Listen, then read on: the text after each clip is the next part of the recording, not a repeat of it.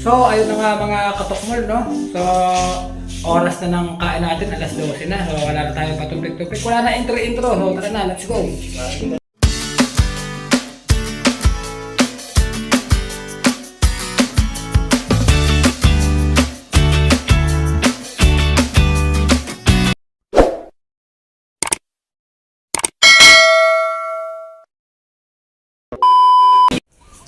Yan, kukunin na natin yung ating ice tubig.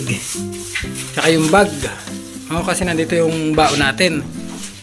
So tayo kakain sa may may manggahan dyan.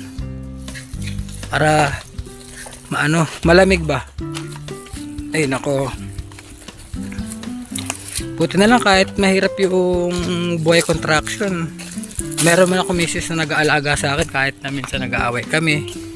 Ganyan, bumabawi naman yun sa mga ulam. Minsan nga nagsusurprise yun.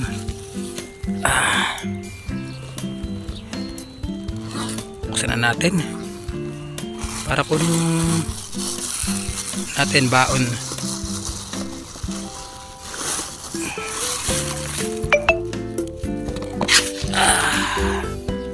Yun na nga.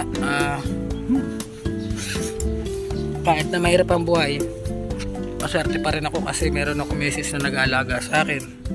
Kahit lagi kami nag-aaway, ganyan. Pag nag-aaway naman kami, bumabawi yun sa ulam. Ano kaya ulam ko ngayon? Tingnan natin. Surprise!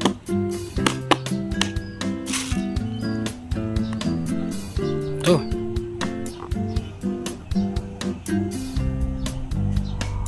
Tuyo na may laing. Utang ina, tuyo na naman.